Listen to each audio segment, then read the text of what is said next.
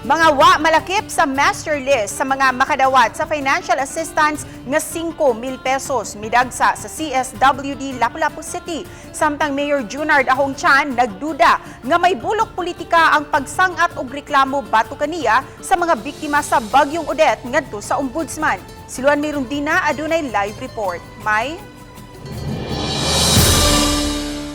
Yes, human migawas ang master list sa mga beneficiaries sa tag 5,000 pesos nga financial assistance midagsa sa buhatan sa CSWD Lapu-Lapu City ang mga biktima sa Bagyong Odette nga wa malakip sa maong talaan.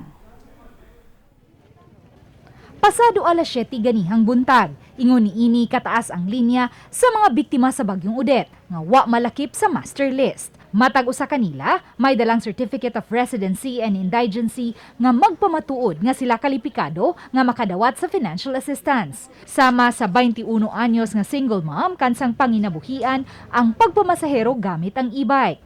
Kung daghan kag anak maapil ka, pero kung usaray mga anak di kapilon, mao nang nangarimi karon. Mao istorya sa amo ang mga leader dito nga mao daw na ang basihan. Apektado usab ang tricycle driver nga si Ruelito Obosa ug ang nanag-iya sa kasari-sari store nga si Josephine Tumulak sa Bagyong Odette. Apan wa usab sila malakip sa master list sa mga makadawat sa financial assistance. Ang nangaawahi mo ni nauna. Nya ako nga nauna mo ni naawahi. Nya gabi na kay ko santa nakauli pagkuan pa jud wala pa jud ako nga sa listahan. Mo nang niari ko ni advice man ang among kuan dito nga iari na lang kuno nako sa DS. Muna nagdako sa akong form.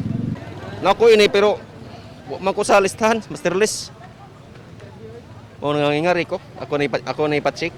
Gipasabot ni Junard Abalos, OIC sa CSWD Lapu-Lapu City, nga nagpadayon pa ang ilang paghanay sa master list apan gipaniguro niyang mahatagan gayud og tag 5,000 pesos nga financial assistance ang tanang may gihuptan nga Certificate of Indigency and Residency. Ato lang gi-fix na sa atong IT, no, ato lang gi-troubleshoot, no, nakita nato nga ang uban is nalahi nabutang sa lahi nga barangay. So hopefully with the new master list unya nga mogawas, nanay ilang pangan reflected na.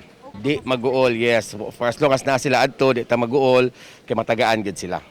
Apan unsaon man, kadtong way mga gihuptang dokumento, apan nabiktima usab sa Bagyong Odette.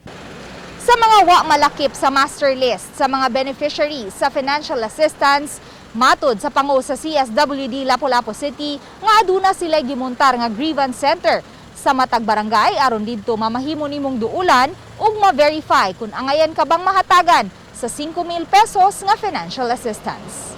Nahataga na sa tag 5,000 pesos niadtong Domingo ug pagkalunes ang kapin sa 9,000 ka mga biktima sa Bagyong Odette nga mga mulupyo sa Olango Island, Pangangan, Caubian ug Cauhagan. Samtang posibleng ugma o bakha sa Biyernes, mahatag na usab ang financial assistance alang sa mga biktima sa Bagyong Odette nga mga mulupyo sa mainland. Kaniha, gitigom ni Lapu-Lapu City Mayor Junard Ahongchan ang mga sakop sa Task Force Bangon Upunganon aron masigurong systematic ang pagpang-apod-apod sa financial assistance ug mapatuman ang health protocol. Sa pikas bahin, wa pa makadawat si Mayor Junard Ahongchan og kopya sa gisangat nga reklamo bato kaniya ngadto sa Visayas Ombudsman apan nagtuo siya nga kini may bulok politika. Dulan sa 7,000 ka mga residente ang gikatahong miduso og reklamo ngadto sa Office of the Visayas Ombudsman bato kang siyan og sayang administrasyon tungod matod pa sa resistance og lack of transparency sa kinatibuk-an nga amount sa donation nga nadawat sa dakbayan gikan sa national government ug sa ubang pribadong organisasyon. Nga sa pagsinugdanan pa lang sa 236, ilan ang gibabangan ang ang 76 million para sa atong development fund, ilang gitransfer din anon magamit ang atong 66 million pag-repair. So kining tanan may ilaning plano tanan ang lintunganay na ini gumikan sa politika. Matod sa mayor, andam niyang ipagawas ang tibok lista sa mga donasyon ug sa mga beneficiaries kung mahapsay na ang tanan. We are given 15 days from the national government para pag-liquidate sa mga kwarta. And that's the time that we will pause all the donations. Why bisag 5 sentimos may nga dili na to maliquidate.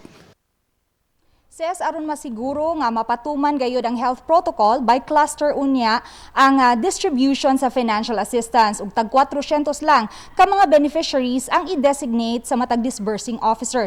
Hinuon may 70 man ka disbursing officer ang dakbayan. Ses? Dagang salamat, Luan May Rondina.